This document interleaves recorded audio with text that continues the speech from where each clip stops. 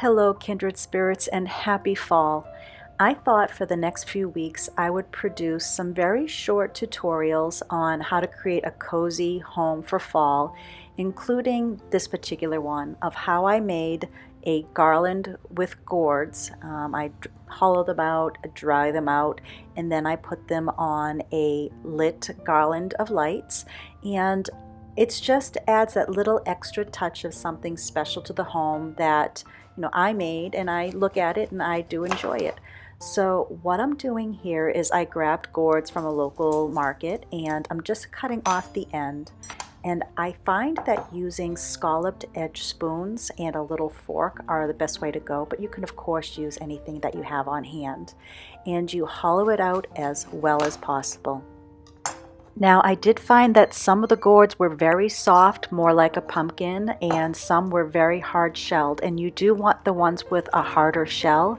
This particular one I'm working on is hard shell, but it's hard to get inside of all the little nooks and crannies. So after this was dried, I had to go back in and get out some of the extra flesh, but at this point it has worked out fine. Now, to the eye, they look nice and cleaned out, but after you dry them, there will be some more fiber in there that you can scrape out. But I'm going to go now and do the rest of these gourds. And in a moment, I'm going to start drilling. And the ones that the drill went in very quickly, those do not dry well. This one, it was very hard to drill. So I know this was going to be a great candidate for my garland, and it will last for years to come. You'll also know if it's a hard shell gourd when you're cutting off the bottom. It will be very difficult. So please, please, please be very careful when using your knives and when you're drilling. I know I don't have to tell you that, but the mum in me is just making me say it out loud.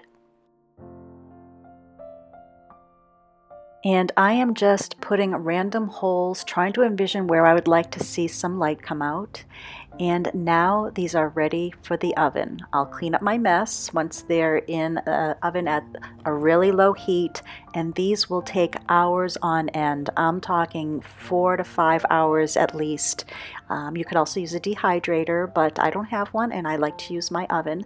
So I'm going to pop them in there and clean up my kitchen and do some chores while they're in there. I don't leave the house when I'm drying fruits and vegetables, but it's just something that I enjoy doing, and I know by tonight it's going to have a nice cozy warm glow on my fireplace mantle with the gourds that I just made.